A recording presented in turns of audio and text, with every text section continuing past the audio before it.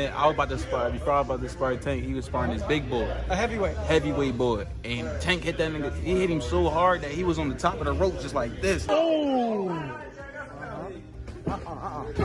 Gervonta Tank Davis, if he put on the right weight, put the right weight on, and, you know, have the lean muscle right, he can look fantastic somewhere in the mid-150s, dare I say, close to 160. In shocking unseen footage, Gervonta Davis reportedly drops a heavyweight sparring partner while preparing for his upcoming clash with Jake Paul.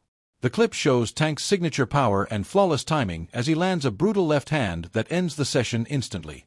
Fans are calling it proof that Davis's speed and precision remain unmatched, even against fighters much bigger than him. 50s, dare I say, close to 160 against Jake Paul. And dare I say it, I think that's the right thing for him to do. Why? I've been saying this. Number one, fighters need to start fighting closer to their walk-around weight. They're just healthier that way. They're just better and healthier that way. I mean, I know it's probably surprising them too. Like, that was the best I've seen Terrence Bud Crawford. Lamont Roach, he's fighting Pitbull at 140, coming from 130 and a pit stop at 135. You have Shakur Stevenson talking about fighting Teofimo Lopez. They're very close to making that fight at 140. And I think all of them would look their best there, especially Roach, where he ain't knocking nobody out down there at 130. But I bet you he'll be swatting far more at 140. Gervonta Tank Davis, I think, just like the others, fighting closer to your walk-around weight is just going to be one of the better performances for Gervonta Tank Davis. He's going to learn a lot about his body. He's going to learn a lot about himself and where he should campaign moving forward. Maybe even meeting Roach in that rematch at 140 himself. Also, another reason why I think it behooves him to come in knocking at 160 pounds is because of Jake Paul. It's not like Tank is going to dodge every punch Jake Paul throws, all right? Some of those going to land, and more than likely it's going to land on his guard. Tank is going to have his guard up. We need for him to be solid enough, his foundation and his base solid enough, so when Showbiz the Adult predicts that Gervonta Davis will come in around 154 pounds for his fight against Jake Paul, dismissing claims that Tank will be too small to compete.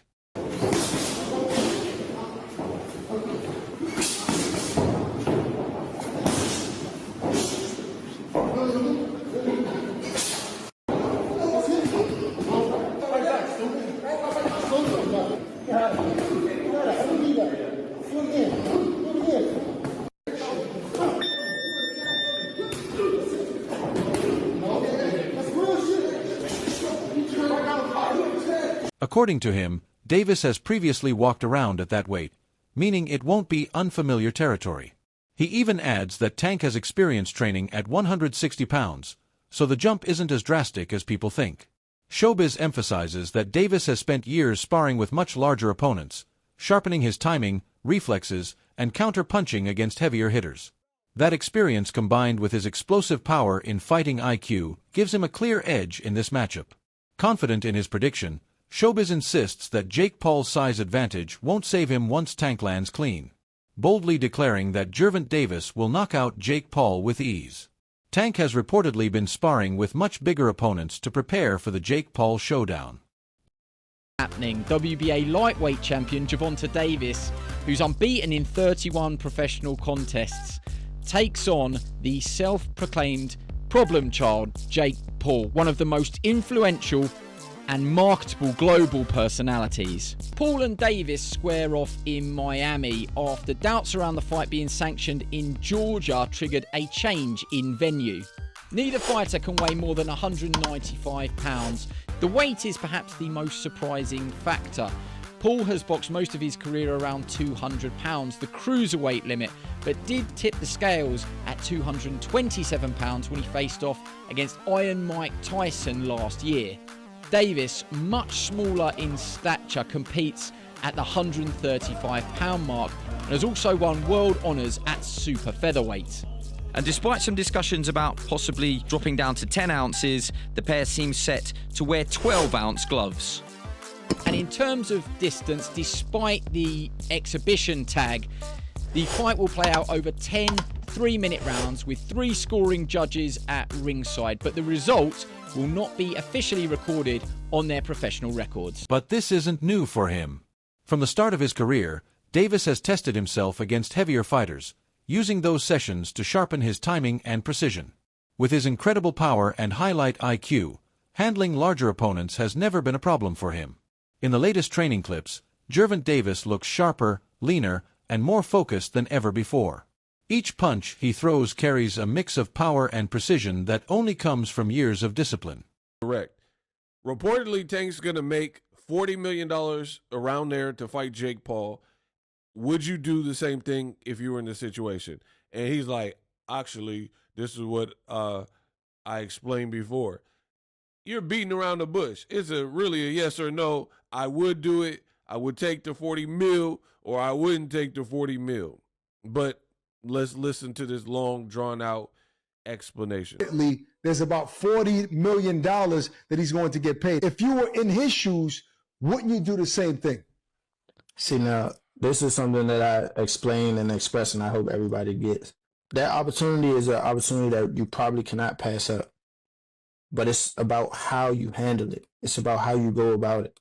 A lot of people don't know they actually exercise his rights to the rematch, so that contractually binds us to a fight.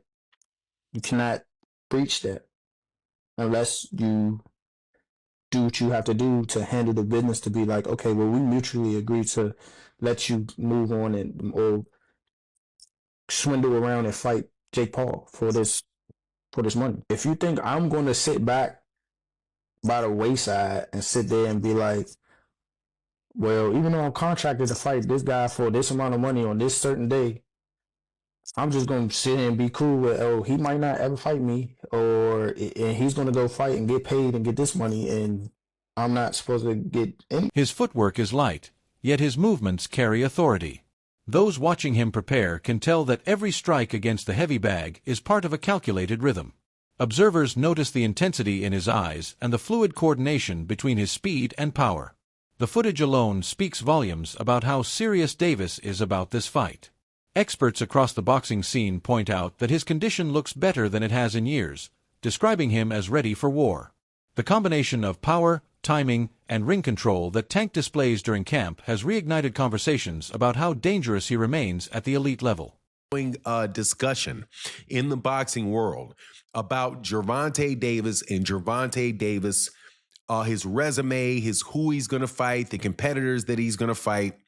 And every once in a while, something happens that proves that Gervonta Davis is the face of that. If he's not the face of boxing because people just don't want him to be that, man, he is real close to it, because other than Canelo Alvarez, and even consider Canelo Alvarez included, nobody in boxing has divisions circulating around him like Gervonta Davis does. And that was proved during this Lamont Roach versus Pitbull Cruz announcement for their pay-per-view. Just think about this. Gervonta Davis, they always say that Gervonta Davis has a poor resume, but yet Gervonta Davis, guys that fight Gervonta Davis, lose to Gervonta Davis, or get a draw to Gervonta Davis, can fight one another and make an anticipated pay-per-view between the two of them. Because that fight with Pitbull Cruz is a very, very popular fighter with Mexican fight fans. Lamont Roach got a lot of name exposure with black fight fans and Mexican fight fans and white fight fans, all with his draw that he got against Gervonta Davis. Now they believe that this is going to be able to be a profitable endeavor for a pay-per-view. Now, let me also tell you that Rolly Romero, who was somebody else that Gervonta Davis fought in the past, will be on a pay-per-view that's going to be successful, most likely, when he defends his WBC. One of the biggest talking points leading up to this clash is the weight difference. Some believe Jake Paul's natural size gives him an edge, but others argue that Tank's skill will erase any physical disadvantage. Many fans wonder if the gap in size could make things difficult for Davis. So in that sense, it's a little bit different. It's not different in the sense of a boxer in his prime or relative prime straying off the path, but this one is not. It's not like someone else, in a similar weight. It's like completely the opposite, and so that makes it, I think, look and feel weird. And then on top of it, obviously, Gervonta's got other business to handle. He looked to me, Gervonta, absolutely, completely disinterested. I don't, even at the beginning of this year, and dude, even at the pre-fight Lamont Roach stuff, Tank was talking about how much time he has left in boxing, and he was sort of wasn't much. You know, I mean, the Lamont Roach fight, I mean, it blew up in his face, but Lamont Roach was cherry picked.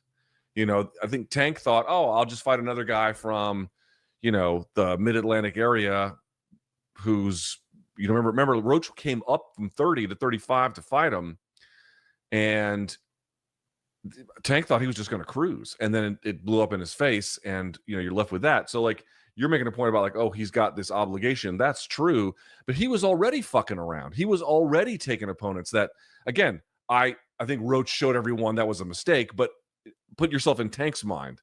Tank was taking a fight against someone he was clearly, in his mind anyway, better than, and was just going to cruise. So he was already in that state. Then you marry that with statements like, you know, I don't know how much longer I'm going to be doing this, and blah, blah, blah. And, you know, I'm worried about going to therapy because it'll take away my competitive edge. Those who have followed his career know he's often sparred and fought men heavier than him. Supporters defend him by saying, boxing isn't decided by weight alone, but by timing, discipline, and technical intelligence.